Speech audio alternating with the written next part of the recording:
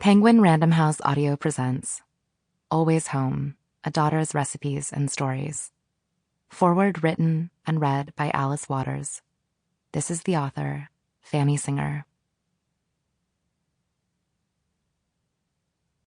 For my mother. Foreword.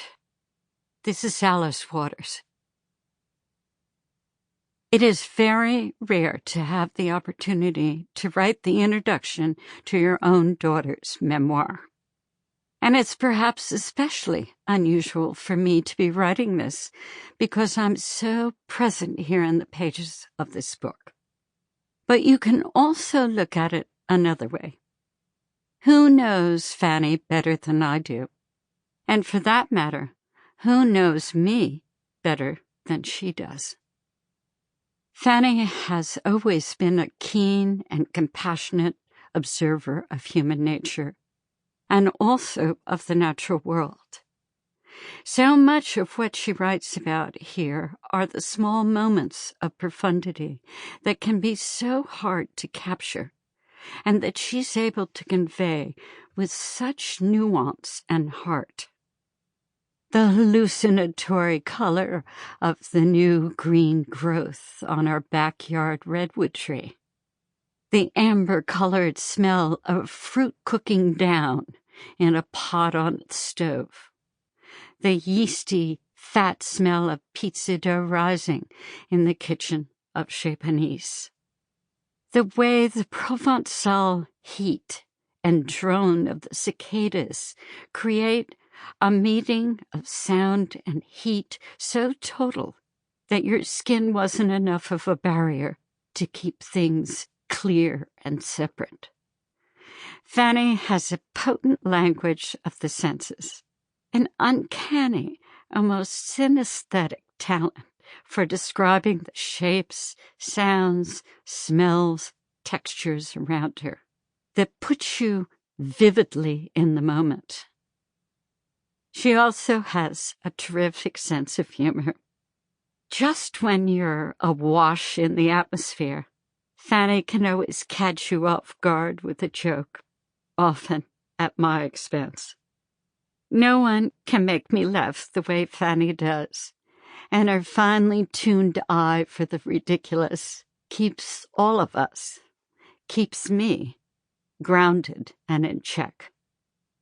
I also love the recipes that are assembled in these pages. They're the defining dishes of Fanny's childhood and young adulthood, but they're all of my favorite dishes too, the ones we come back to time and time again, collected through the years from the many dear and talented cooks that have come into our lives. I am so happy that the recipes are gathered together here like old friends. This is Fanny's story, distinctly and utterly her own. And it's a story about our family and our larger Chez Panisse family, La Famille Panisse. But I think it's also a story about the universal power of real food, how it knits us together, and how deeply our lives and relationships can be enriched by the ways in which we nourish ourselves.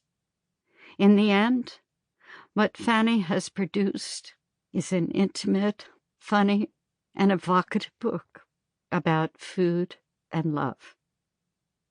I have no objectivity at all, of course, but it is the truth.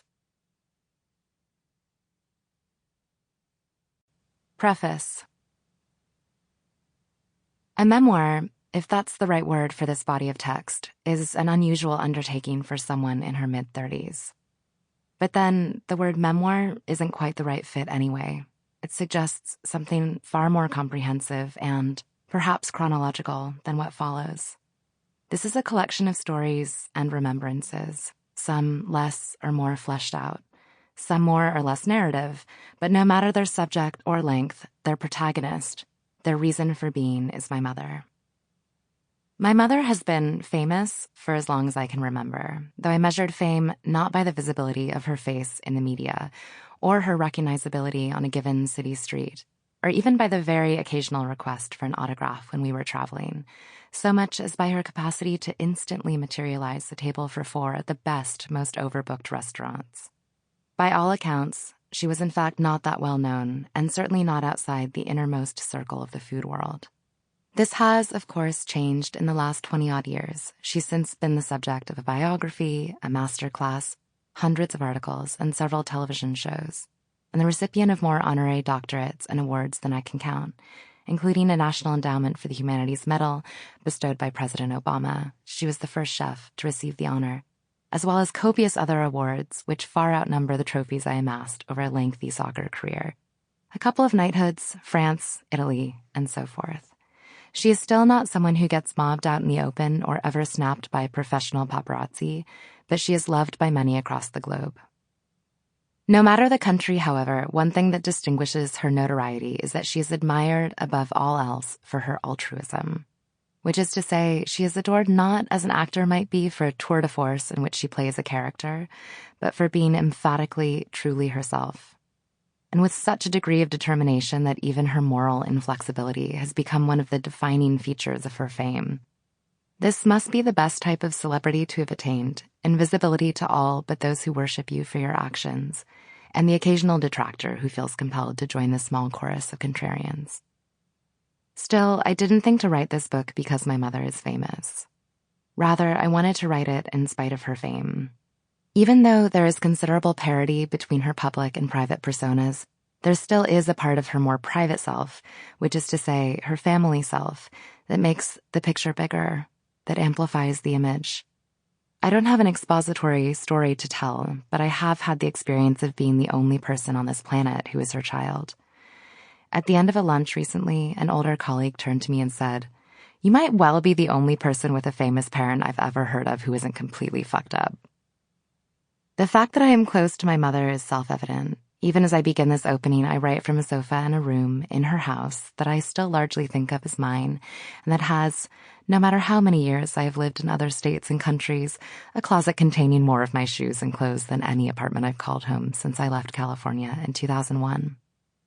That I decided to call this book Always Home refers both to the very literal place, the Berkeley home in which I was born and raised, but also to the fact that no matter where I am in the world, if I'm with my mother, it feels like home. As you will learn from the preponderance of accounts of her redecorating rental houses, or festooning temporary places with flowers and switching out light bulbs for ones with lower, more flattering wattages, or just burning rosemary, she has a knack for making all places feel familiar. In many ways, the learned set of tools and behaviors from a childhood with her has shaped my independent life after the image of the one I knew as a child. I arrange flowers as if my mother was standing at my back. I know when she would object to a certain color or bloom, or if something smells too fragrant to keep in the kitchen and I omit it, or sometimes, in an act of rebellion, decide to keep it. Likewise, without thinking, I start a chicken stock when I've been away from home for a long stretch, and, with comparable absence of reflection, light a branch of rosemary or bay to scent the house. I always find a connection to my mother, whether or not I think of it in such explicit terms in the slow meandering of the smoke. These are not just self-conscious acts designed to engender a sense of closeness to her. I've never felt myself to be over-dependent on her, but rather because these behaviors, these adaptations, always enhance my life, as they do for the many people who have learned from her either at her restaurant or as her friends. When I was studying in England, I learned the term nostos from a boyfriend who was a classicist. Nostos is a word from ancient Greek assigned to a theme deployed in ancient literature to refer to the experience of returning home after an epic journey. Homer's Odyssey is, of course, the most famous of these narratives. But it is not just the moment of physical return that characterizes nostos.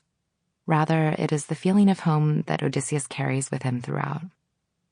Home is, you could say, the very kernel of Odysseus's sense of self.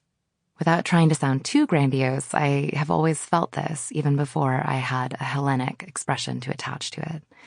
My experience of Nostos, though absent any particularly heroic journey, is nonetheless in the Homeric vein, the feeling of home, and by extension, my mother's Sample complete. Ready to continue?